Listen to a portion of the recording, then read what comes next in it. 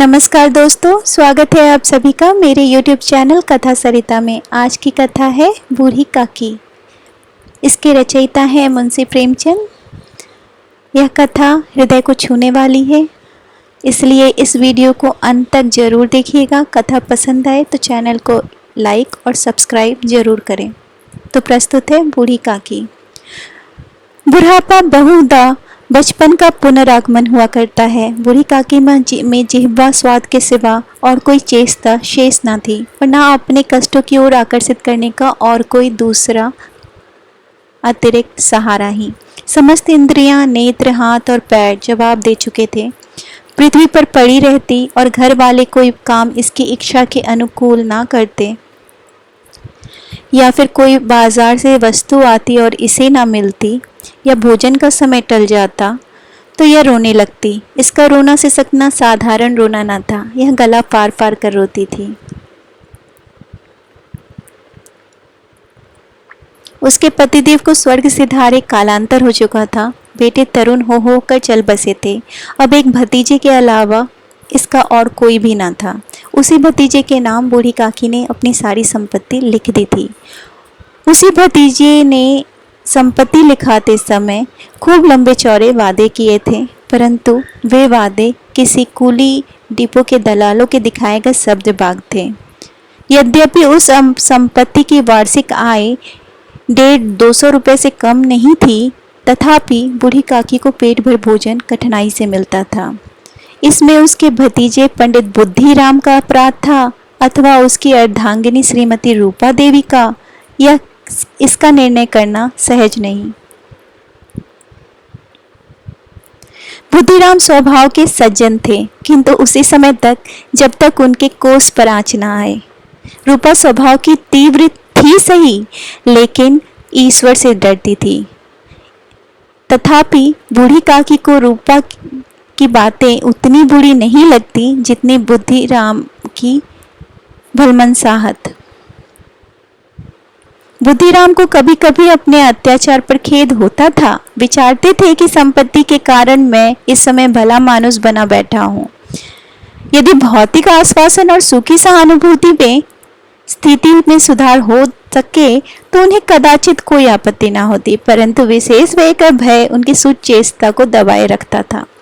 यहाँ तक कि यदि द्वार पर कोई भला आदमी आ जाए और बूढ़ी काकी अपना राग अलापने लगे तो वह उसी समय आग बबूला हो जाते और घर आकर बूढ़ी काकी को डांटते थे।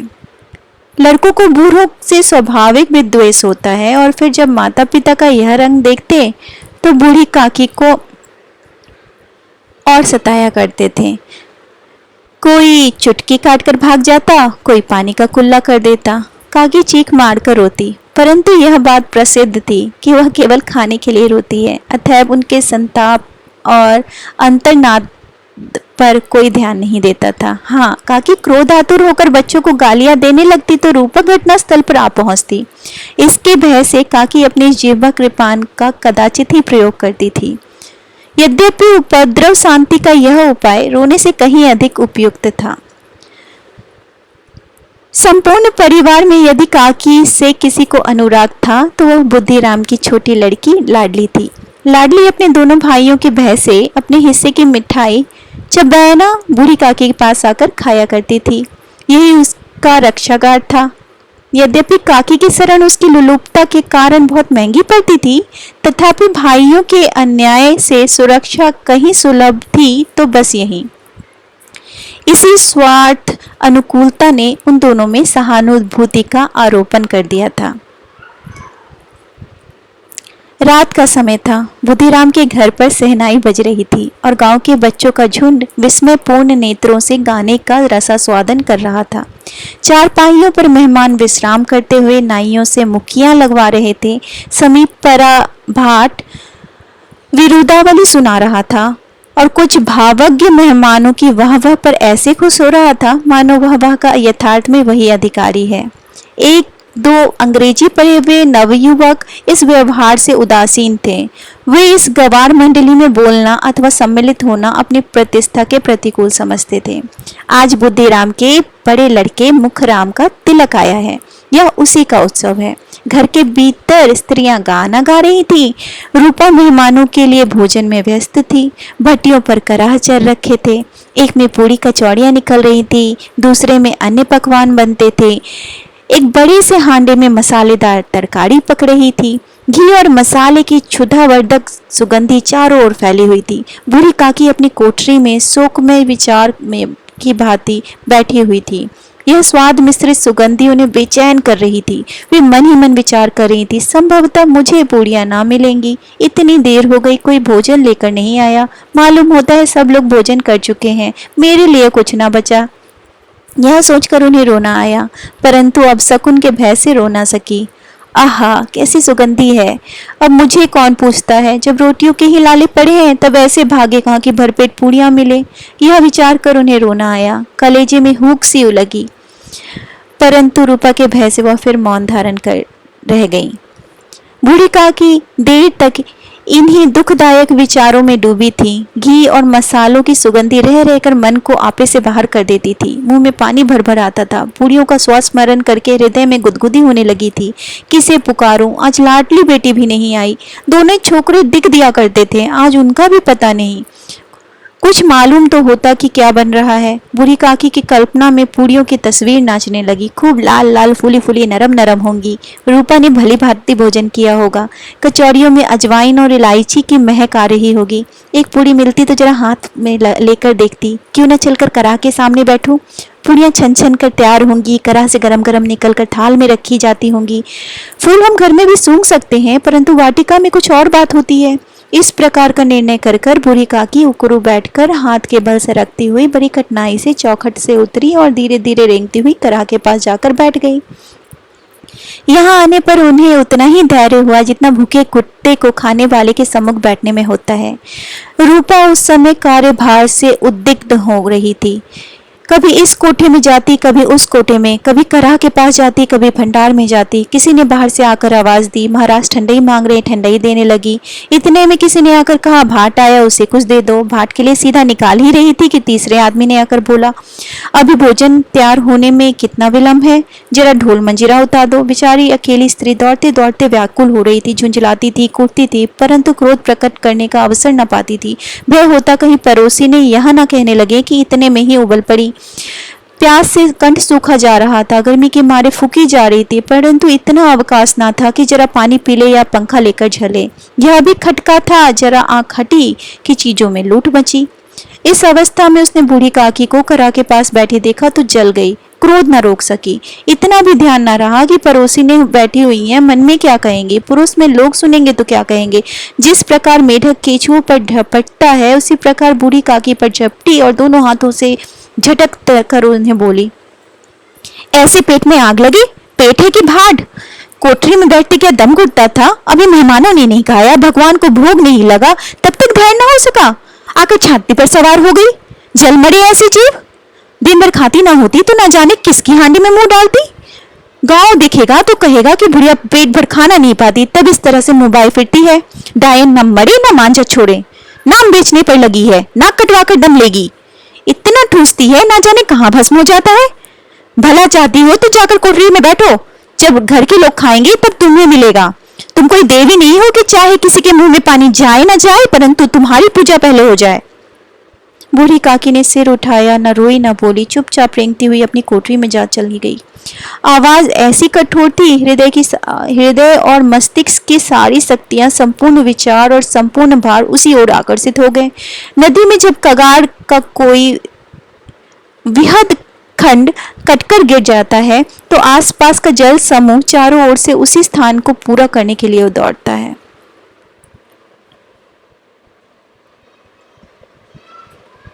भोजन तैयार हो गया। आंगन में पत्तलें पड़ गई, मेहमान खाने लगे। स्त्रियों ने जेवनार गीत गाना आरंभ कर दिया। मेहमानों में नाई और सेवक गण भी उसी मंडली के साथ, लेकिन कुछ अलग हटकर भोजन करने बैठ गए। परंतु सभ्यता अनुसार जब तक सबके सब ना खा चुके कोई उठ नहीं सकता था। एक दो मेहमान जो बहुत पढ़े लिखे थे, सेवकों के दीर्घ आहार से झुंझला रहे थे। ये इस बंधन को व्यर्थ और बेकार मानते थे। बूढ़ी काकी अपनी कोठरी में जाकर पश्चाताप कर रही थी। मैं कहां से कहां आ गई। उन्हें रूपा पर क्रोध नहीं था, उन्हें अपनी जल्दबाजी पर दुख था। सच ही तो है, जब तक मेहमान लोग भोजन ना कर चुकेंगे घर वाले कैसे खाएंगे। मुझसे इतनी देर भी ना रहा गया।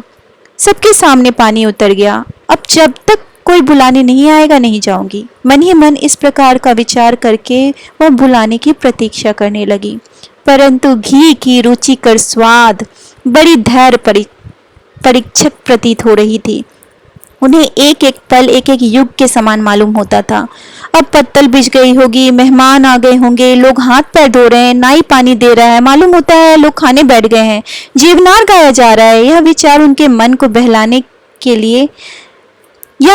कर वह मन को बहलाने के लिए लेट गई। धीरे धीरे गीत गुनगुनाने लगी। उन्हें मालूम हुआ कि मुझे गाते देर हो गई। क्या इतनी देर लोग भोजन कर रहे होंगे? किसी की आवाज सुनाई नहीं देती। अवश्य ही लोग खा पी कर चले गए। मुझे कोई बुलाने नहीं आया। रूपा चिढ़ गई है, क्या जाने ना बुलाए, सोचती होगी अपने आप ही आवेंगी। वो कोई मेहमान तो है नहीं कि उन्हें बुलाओ। बूढ़ी काकी चलने को तैयार हुई। यह विश्वास कि 1 मिनट में पूड़ियों और मसालेदार तरकारियां सामने आएंगी उनकी स्वाद इंद्रियों को गुदगुदाने लगी। उन्होंने मन में तरह तरह के मंसूबे बांधे। पहले तरकारी के साथ पूड़ी खाऊंगी, फिर दही और शक्कर से। कचौरी या रायते के साथ मजेदार मालूम होंगी। चाहे कोई बुरा माने या भला, मैं तो मांग मांग कर खाऊंगी। यही ना कि लोग कहेंगे कि इन्हें विचार नहीं। कहा करे, इतने दिन बाद पूड़ियां मिल रही हैं, मुझे उठा करके थोड़े ना उठ जाऊंगी। वह आकुरु बैठकर सरकते हुए आंगन में आई, परंतु हाय दुर्भाग्य, अभिलाषा ने अपने पुराने स्वभाव के अनुसार समय की मिथ्या कल्पना की थी। मेहमान मंडली अभी बैठी हुई थी। कोई खाकर उंगलियां चाटता था, कोई तिरछी नेत्रों से देखता था कि लोग अभी खा रहे हैं या नहीं। कोई इस चिंता में था कि पत्तल पर पूड़ियां छूटी जाती हैं, किसी तरह इन्हें भीतर रख लेता। कोई दही खाकर चटकारता था, परंतु दूसरा दोना मांगते हुए संकोच करता था कि इतने में बूढ़ी काकी रेंगती हुई उनके बीच आ पहुंची। कई आदमी चौंक कर उठ खड़े हुए, पुकारने लगे, अरे यह बुढ़िया कौन है? यहाँ कैसे आ गई? देखो किसी को छूना दे। पंडित बुद्धिराम काकी को देखते हुए क्रोध से तिलमिला गए। पूड़ियों का थाल लिए खड़े थे। थाल को जमीन पर पटक दिया और जिस प्रकार निर्दयी महाजन अपने किसी बेईमान और भगौरे कर्जदार को देखते हुए उसका टेटुआ पकड़ लेता है, उसी तरह लपक कर उन्होंने काकी के दोनों हाथ पकड़े और घसीटते हुए उन्हें अंधेरी कोठी में धम से पटक दिया। आशा रूपी वाटिका लू की एक झोंके में विनष्ट हो गई। मेहमानों ने भोजन किया, घर वालों ने भोजन किया, बाजे वाले, धोबी, चमार ने भी भोजन किया, परंतु बूढ़ी काकी को किसी ने न पूछा। बुद्धिराम और रूपा दोनों ने बूढ़ी काकी को उनकी निर्लज्जता के लिए दंड देने का निश्चय कर लिया था।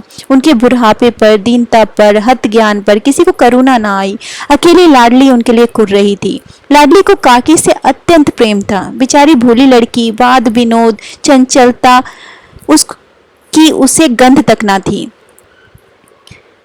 दोनों बार जब उसके माता पिता ने काकी को निर्दयता से घसीटा तो लाडली का हृदय ऐंठ कर रह गया। वह झुंझला रही थी कि हम लोग काकी को क्यों ढेर सारी पूड़ियां नहीं देते? क्या मेहमान सभी खा जाएंगे? और अगर काकी ने मेहमानों के समय से पहले खा लिया तो क्या गलत हो जाएगा, क्या बिगड़ जाएगा?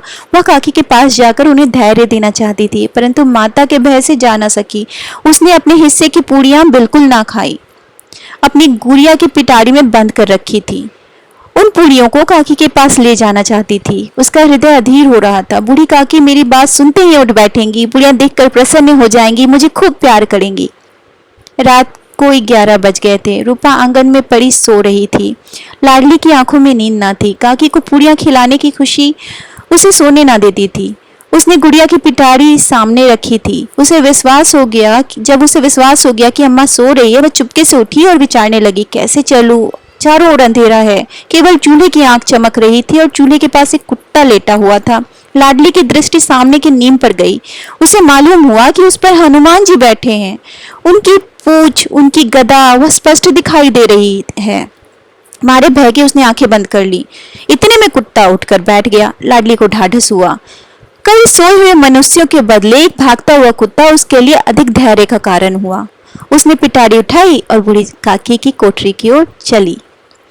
बूढ़ी काकी को केवल इतना स्मरण था कि किसी ने उनके हाथ पकड़ कर घसीटे। फिर ऐसा महसूस हुआ जैसे कोई पहाड़ से पर उड़ाए लिए जा रहा है। उनके पैर बार बार पत्थरों से टकराए। तब किसी ने उन्हें पकड़कर पटका, वे मूर्छित हुई। जब वे सचेत हुई तो किसी की जरा भी आहट न मिलती थी। समझी सब लोग खा पी कर सो गए और उसके साथ मेरी तकदीर भी सो गई। रात कैसे कटेगी राम, क्या खाऊं, पेट में अग्नि धधक रही है। किसी ने मेरी सुध ना ली। क्या मेरा पेट काटने से धन जुट जाएगा? इन लोगों को इतनी भी दया नहीं है कि ना जाने बुढ़िया कब मर जाए, इसका जी क्यों दुखाए। मैं पेट की रोटियां ही खाती हूँ कि कुछ और। इस पर यह हाल। मैं अंधी अपाहिज ठहरी, ना कुछ सूझूं ना बूझूं। यदि आंगन में चली गई तो क्या बुद्धिराम से इतना कहते ना बना कि काकी अभी लोग खा रहे हैं फिर आना। मुझे घसीटा, पटका। उन्हीं पूड़ियों के लिए रूपा ने सबके सामने गालियां दी। उन्हीं पूड़ियों के लिए इतनी दुर्गति करने पर भी इनका कलेजा ना पसीजा। सबको खिलाया, मेरी बात तक ना पूछी। जब तक तभी ना दी तब अब क्या देंगे, यह विचार करके काकी निराशा में संतोष के साथ लेट गई। गलानी से गला भर भर आता था, परंतु मेहमानों के बहस से रोती ना थी। सहसा कानों में आवाज आई, काकी उठो, मैं पूड़िया लाई हूँ। काकी ने लाडली की बोली पहचानी। झटपट उठकर बैठी, दोनों हाथों से लाडली को टटोला और फिर गोद में बिठा लिया। लाडली ने पूड़ियां निकाल कर दी। काकी ने पूछा, क्या तुम्हारी अम्मा ने दी हैं? लाडली ने कहा, नहीं, यह मेरे हिस्से की हैं। काकी पूड़ियों पर टूट पड़ी। 5 मिनट में पिटारी खाली हो गई। लाडली ने पूछा, काकी पेट भर गया? जैसे थोड़ी सी वर्षा ठंडक के स्थान पर और गर्मी पैदा कर देती है, उसी भांति इन पूड़ियों ने काकी की क्षुधा और इच्छा को और उत्तेजित कर दिया था। बोली, नहीं बेटी, जाकर अम्मा से और मांग लाओ। लाडली ने कहा, अम्मा सोती है, जाऊंगी तो मारेगी। काकी ने पिटारी को फिर टटोला। उसमें कुछ खुरचन गिरी थी। बार बार ओट चाटती थी, चटकारे भरती थी। हृदय महसूस रहा था कि और पूड़ियां कैसे पाऊं। संतोष सेतु जब टूट जाता है तब इच्छा का बहाव अपरिमित हो जाता है। मतवालों को मद का स्मरण करना उन्हें मदांत बनाता है। काकी का अधीर मन इच्छाओं की प्रबल प्रवाह में बह गया। उचित और अनुचित का विचार जाता रहा। वे कुछ देर तक इच्छा को रोकती रहीं। सहसा लाडली से बोली, मेरा हाथ पकड़कर वहां ले चलो जहां मेहमानों ने भोजन किया है। लाडली उनका अभिप्राय समझ ना सकी। उसने काकी का हाथ पकड़ा और उन्हें ले जाकर जूठे पत्तलों के पास बिठा दिया।